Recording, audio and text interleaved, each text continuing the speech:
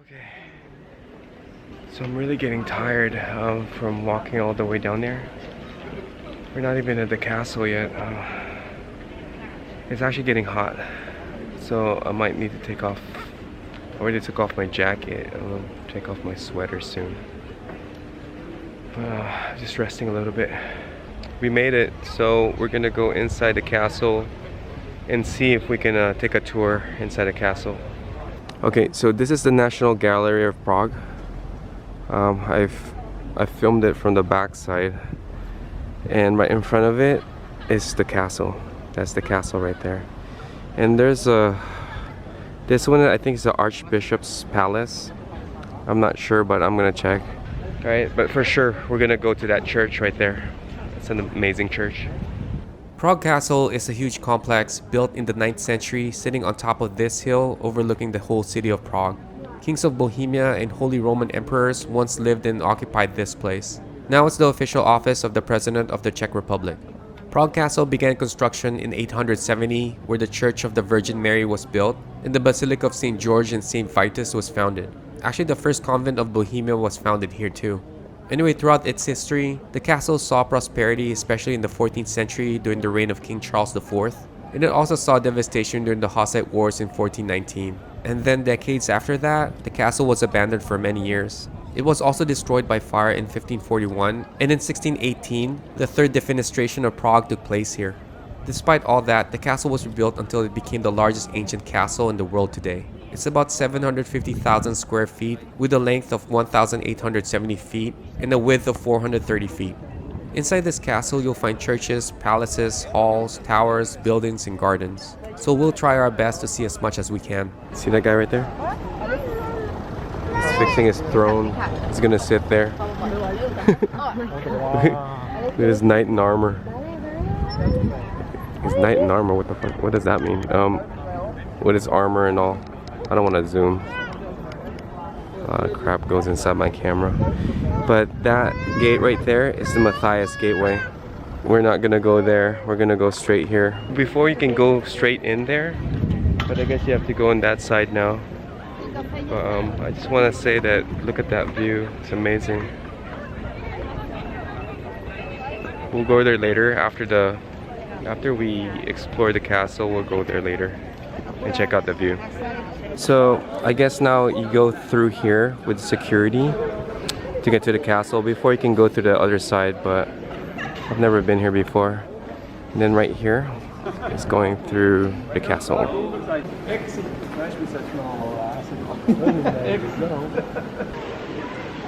There's a name for this fountain, and there's a name for that cage right there.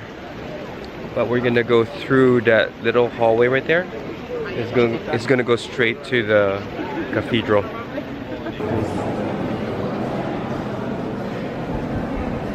So this is going towards the church, which is, I remember, it's just amazing. So this is the St. Vitus Cathedral. It's the largest and the most important church in the Czech Republic. It's also the granddaddy of Gothic architecture in the country. The church is located here inside Prague Castle, where it was founded in 930. The building you see here started construction in 1344 and was only completed, get this, in 1929. That's almost 600 years. Matthias of Arras, who was French, first started the design and construction of the building. After his death, Peter Parler assumed control, which slowed down the work because he was busy with other projects like the Charles Bridge and many other churches. Then wars, fires, and revolutions throughout the centuries occurred and pretty much stopped the construction. So by the time the church was completed in 1929, most of Peter Parler's designs were used, giving the cathedral its unified look. Anyway, King Charles IV intended this cathedral to be a coronation church, family crypt, and treasury of the kingdom. So because of that, many Bohemian kings and Holy Roman Emperors were buried here. And it's where almost all the coronation of kings and queens of the country took place. It's funny, but it kind of looks smaller. It used to look bigger when the first time I saw it. So as I remember, I know this is free to go inside. So we're gonna go inside. Alright, we're gonna go inside the church. Let's see. You can go inside the church, but it's only limited to a section because you actually have to purchase a tour package for the castle in order to enter the buildings in the whole complex. There are several types of tours, or circuits as they call it, that you can get. So you kind of have to know which buildings you want to see. Oh, and the prices vary from $3 to $14 per person.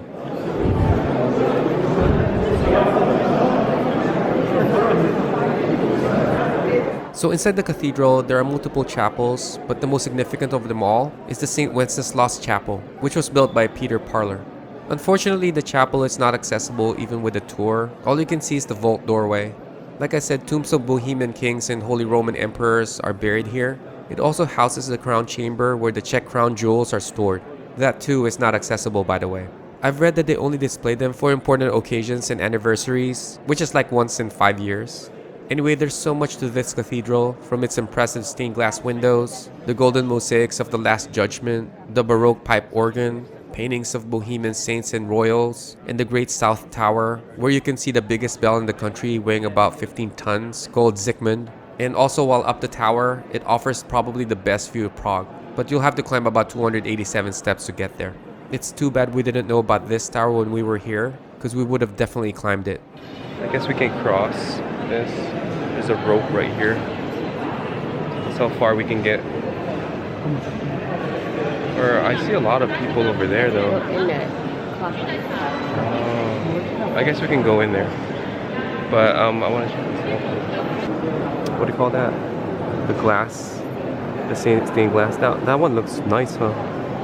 This one right here. Kind of like changes colors or something. But let's go to the front part of the church. Okay, so we got ourselves a ticket for the castle and I think a few more in here. The map is right there. We got the full guided, or no, the full tour basically. It's the most extensive one.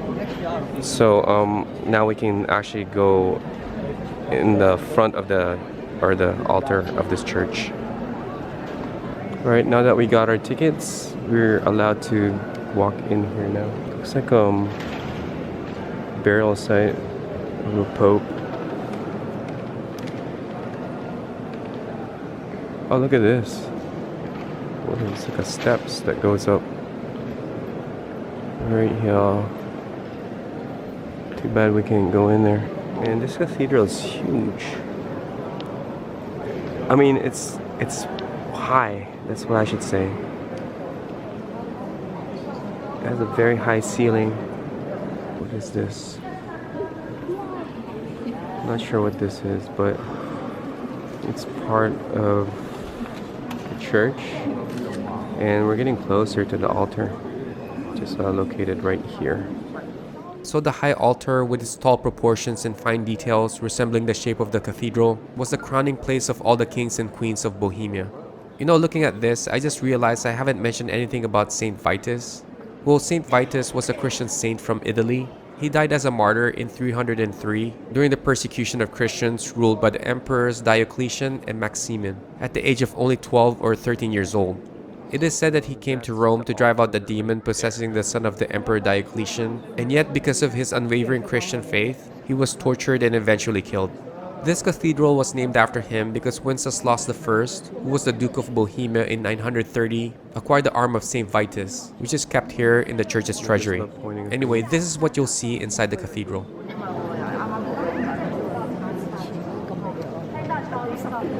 at all this. This is like behind the altar. And then right here, this looks like gold. That looks like gold.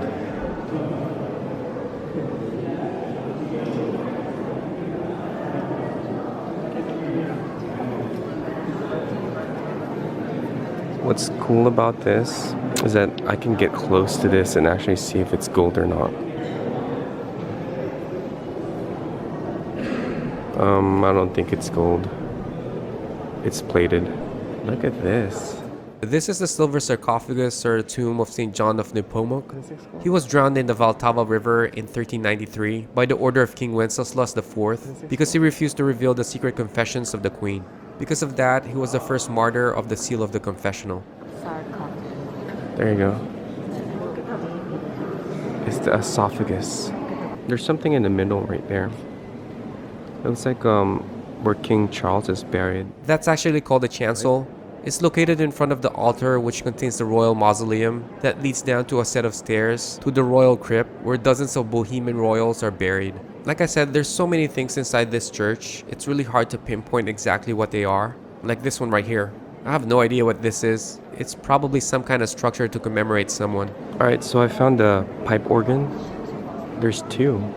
There are two organ castings. One was built in 1765, which is purely for decoration, and the other one, which contains the main organ, was built between 1929 to 1931. I've read that a new pipe organ is being built in Spain, and it's going to be installed on the western side of the cathedral, just above the main entrance. There's like a room right here. So this is the chapel of St. Wenceslas. It's the most important chapel inside this church. Wenceslas I was a Duke of Bohemia assassinated in 935 by his younger brother Boleslav, who invited him to a feast where he and 3 of his companions stabbed Wenceslas to death. Well, immediately after his death, he was considered a martyr and saint. Although he was only a duke during his lifetime, the Roman Emperor Otto I granted him the title of king after his death, giving way to one of the oldest known Czech songs dating back to the 12th century, which is often played along Czech's national anthem. So after exploring the Vitus Cathedral, except the great south tower you see here, which now I just learned we could have climbed and see an amazing view of the city, we headed to the old royal palace. It's the original residence building here in Prague Castle dating back to the 12th century. When you enter the palace, you'll come to this large room, which is called the Vladislav Hall, built between 1493 to 1502. Its stone vaulted ceiling was considered to be an engineering feat in the late Middle Ages. The hall was used for receptions, banquets, and other large public events. They even had tournaments here between the nights, complete with horses. Following the tour, we came across rooms such as this. I'm not sure what they're called or their purpose, but this is what we saw inside this palace. This is like on the second floor. Oh wow. Look at this room. It's like a maze. There's like a whole bunch of stuff here.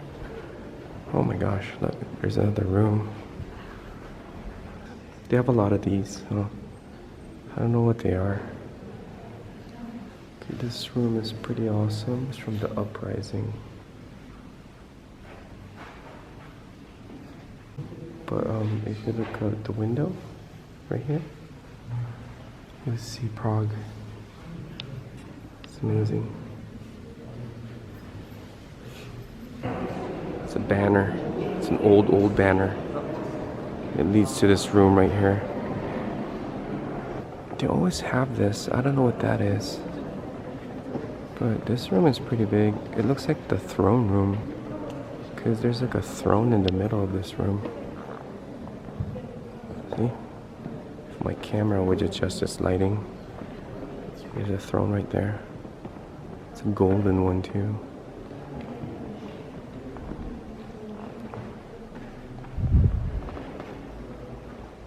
Right behind us are these massive paintings. Right above the door. After exploring the old royal palace, we went to the next building, which is the St. George Basilica. This is the oldest church within the Prague Castle. It was founded in 920 by Vratislav I. The church was rebuilt after a fire in 1142, and the Baroque-style exterior was constructed in the late 17th century. Inside the basilica, you'll find a chapel and tomb of Ludmila of Bohemia, who was a Czech saint, as well as other tombs of many members of the royal Przemysl dynasty. It also has the shrines of Władysław and Bolesław II. Today, this building houses the 9th century Bohemian art collection of the National Gallery in Prague, and it also serves as a concert hall as well. It's a really small basilica. It's underneath the altar.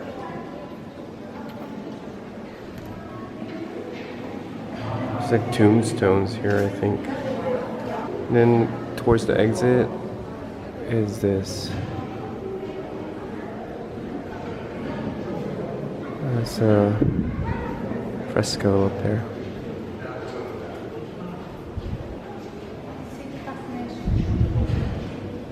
Yep, we're gonna go out now. So this is called the Golden Lane. I don't know what it is, but it's part of the whole castle. I think if you go down there, there's more old antique stuff there. But this road looks really old. even the buildings surrounding it too. So this is called the Golden Lane. It's a street inside Prague Castle created in the 16th century. You'll find tiny houses lined up along this lane.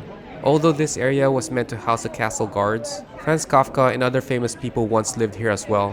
But throughout the decades, several houses were destroyed and only 14 of them were left.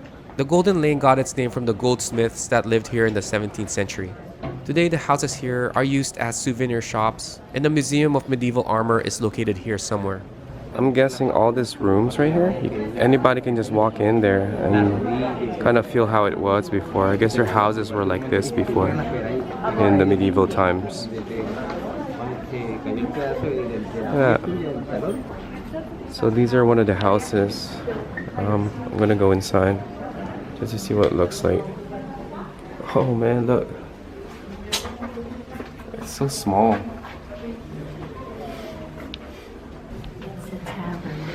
It's a tavern? Oh, look at that.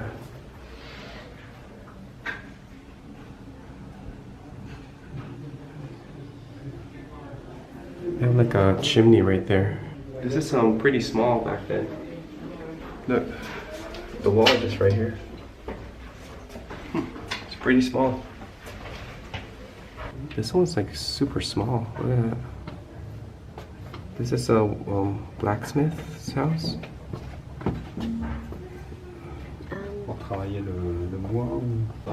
Building, let's see what's inside here.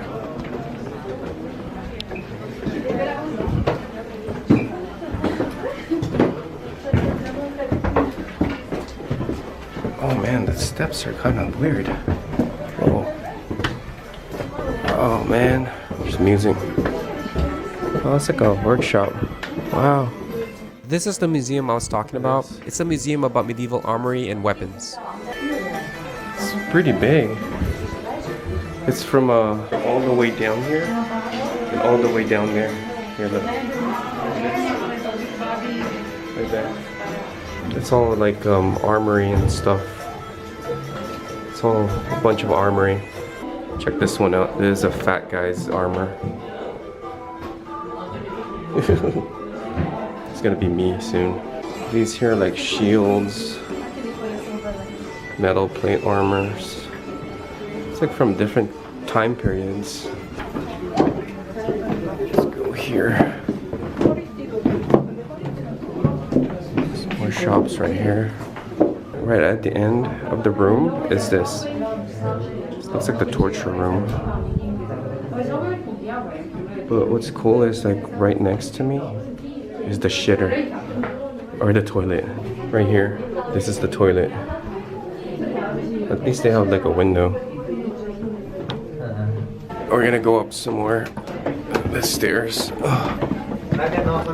God, it's pretty tight in here. It's just a bunch of rooms. 2 more rooms with like armor and stuff.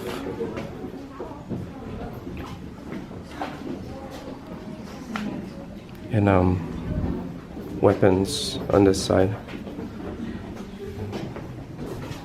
Look at all these guns. They're all like, I don't know if they actually used this back then. But the most interesting one is the gun blade right there.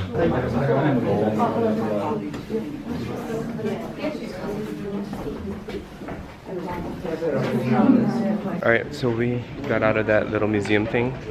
Now we have one more place to go. It's the Rosenborg Palace. This is the last part of the museum. At least our tickets. Here. Number 9. The Rosenborg Palace. So this is the Rosenborg Palace. It was built by the Rosenborg family between 1545 to 1574, then became the property of the Emperor Rudolf II in 1600. Sometime in 1756, it was rebuilt as a residence for noble women. 30 noble women lived here before, and all of them had to be 24 years old or older. In 1919, the residence for the noble women was abolished and was taken over by the Ministry of the Interior. Today, it's used for the castle's administration's office and the office of the President of the Czech Republic, I think. Oh, the shitter. That's where they take a poop. That's amazing. At least it's foam. I'm thinking wood, you know. This is like a typical room back then. In this room,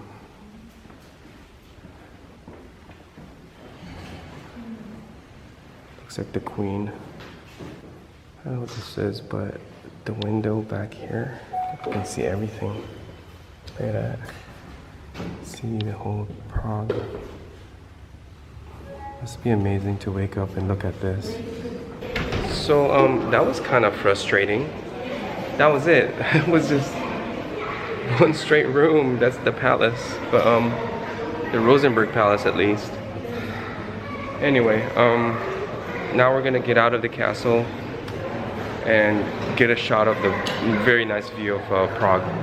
It's just right outside the castle. Before we left the castle, I forgot to mention this. This is a granite obelisk or pillar erected in 1928 as a World War I memorial.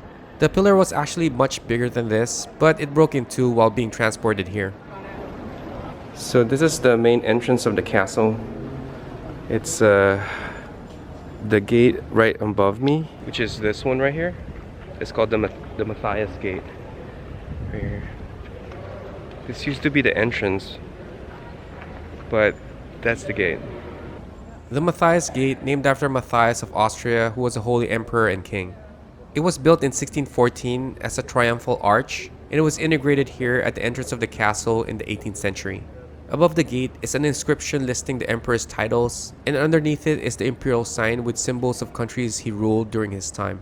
Visitors who visit the castle used to enter this gate. Now I guess it's used as one of the exits. So I wasn't really impressed by the castle here. I was expecting a little bit more grand, you know. But the church itself was pretty amazing. That was good. But the actual palace or castle, I mean, this whole place is the whole castle, but the actual castle is like, I don't know. I thought it would be more impressive, you know.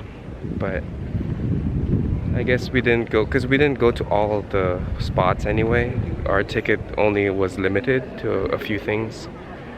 But I don't know if there's more. But that's it. That's the castle. But now we're gonna go here. It's a really nice view of Prague. So this is the front of the castle. See this? And this is the view I'm talking about. If you go up here, people take a lot of like pictures and photographs, or like, I mean, videos up here, because you can pretty much see the old town and the new town of Prague. Yeah, it's nice up here. It's not that cold anymore. It was cold this morning, and it's really warm right now. Yeah. So I guess after this, we're just gonna probably like enjoy this view, and then after that we're gonna probably like have a quick bite to eat, then continue on. Okay, so this is the old stairway to the castle. Instead of going up here, we're gonna go down from here all the way back down to the city. This is actually the new castle stairs. It replaced an old carriageway that existed since 1278, which was known as the Steep Way. You know, I'm a little confused because I've read that these stairs are older than the old castle stairs, which is located at the eastern part of the castle. Alright, so this is actually the old castle steps. We went the wrong way, but here it is. So the old castle stairs has been here since the 17th century. It's about 121 steps to the castle above. These stairs are quite popular as it's used by visitors as a scenic way up the castle. For me, both stairs are just amazing, but I think the other one is a lot steeper than this one. Anyway, from here we plan to see more landmarks such as the Prague Metronome, the Letna Park, the old new synagogue, the Jewish town hall, the Jewish quarter, the old Jewish cemetery, and much more. But it was getting late and we're a bit tired. So crossing through the Mainz Bridge, looking over the Charles Bridge, we decided to go back to the bridge and hang out for a bit because I heard Charles Bridge is beautiful at night. I mean, just look at this amazing view of the castle. It's really hard not to come back here. So after resting and enjoying the view, we thought of having dinner here at the House of the Golden Snake, but we changed our minds. I don't remember, but I think we just didn't like the menu. So we ended up here at this restaurant instead.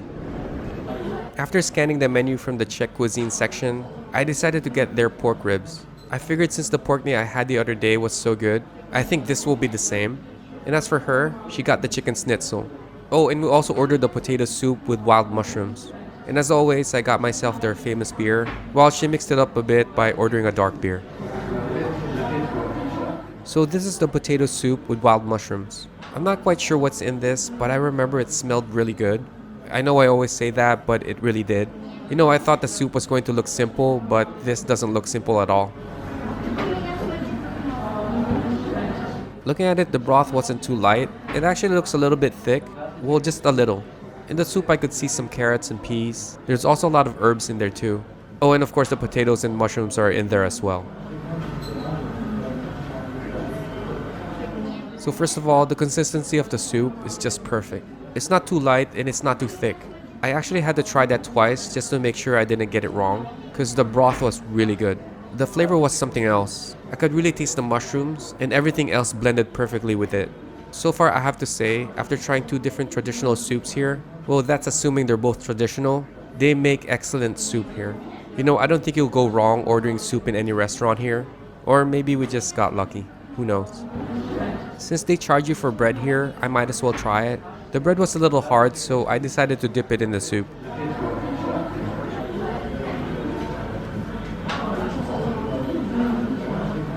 You know, the bread was actually soft, and dipping it in the soup was not a bad idea at all. It was really good. So this is the pork ribs I ordered. The ribs came with horseradish, mustard, cabbage, pickles, red onions, and peppers.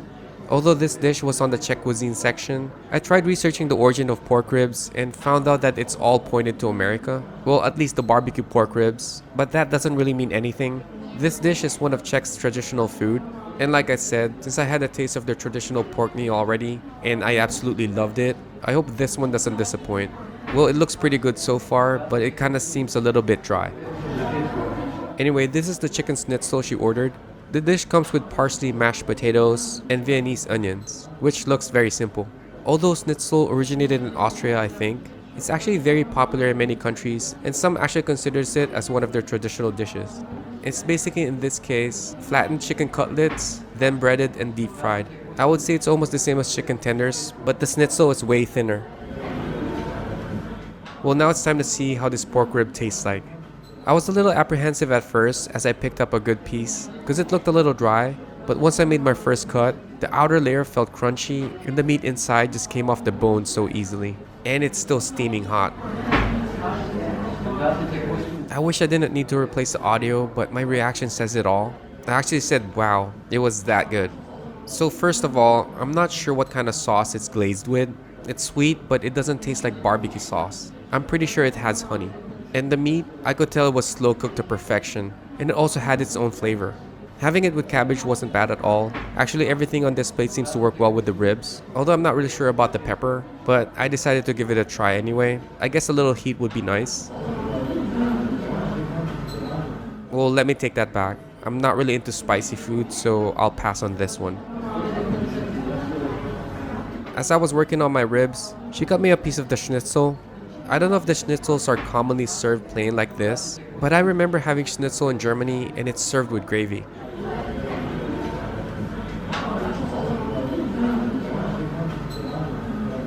I have to say it was pretty good, but we both agreed it needed some kind of sauce. Well, it came with a slice of lemon, which I also like, but a sauce would have made a big difference in my opinion. So right here, I gave her a piece of the ribs. I know it looks like I'm giving her nothing, but she actually wanted to try a little bit first, because she's not really big on pork. She actually just wanted to try the crunchy part. Coming from someone who doesn't really prefer pork, this is what she said. They really know how to cook pork. Yeah. Well, I totally agree with what she said. There's just something different about how they cook this. And I've eaten a lot of pork ribs before, so I know what I'm talking about. For sure, it's definitely the sauce, but the meat itself is infused with some kind of flavor too. On the other hand, all the sides on this dish is just okay. I don't really need it, just the pork ribs alone is enough. And about the chicken schnitzel, it was just okay in my opinion. I mean, it's not bad, it just would have been nice if they added some sauce with it. So as always, we ended up sharing our food. To sum it all up, without a doubt, the pork ribs was the best between both dishes, if I had to pick. In fact, I think it's the best ribs I've ever had so far. It's very clean and flavorful. Not like some ribs where the meat is a little gamey and the sauce is too strong. This one was just perfect. And the fact that it's only $12, I don't normally say this, but it's well worth it. And the chicken schnitzel for about $11, it's just right, but if they added some sauce, well, that's assuming the sauce is amazing, it would have been worth it as well. Well, as for dessert, we decided to get the apple strudel with ice cream and whipped cream. Apple strudel originated in Austria and is very popular in many European countries. I've read that the oldest known recipe is from 1697. And as you can see, the pastry or dough is really thin, and this one had chocolate underneath it. And on the side is the whipped cream and ice cream, which is most likely vanilla. Cutting through the strudel, it felt really light. It's almost like crepe. Actually, it does look like crepe with apples and chocolate.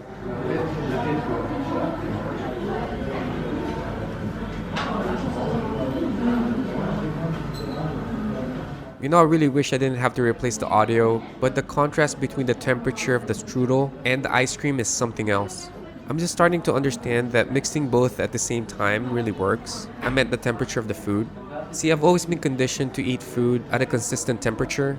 What I mean is, if it's cold, you don't mix it with something hot, because it just doesn't make any sense when you do that. But having this and the fondant we had on the first night here, it definitely opened my mind. I think the temperature helps separate the flavors in your mouth. I really enjoyed this a lot. So after eating dinner, we headed back to Charlesbridge and decided to end the day there. I mean, it's pretty close to the restaurant anyway, so why not, right? So after dinner, we headed back here at the Charlesbridge. Surprisingly, there's still a lot of people here. It's already 10 o'clock at night, and there's still a whole bunch of people here. So this is the middle of, we're close to the middle of Charlesbridge. It does look really nice at night. And right there is the castle. So tomorrow we're gonna go to this side of town because we've done that already, and check out some other stuff here, maybe local and mostly local landmarks. But yeah, this is Charlesbridge at night.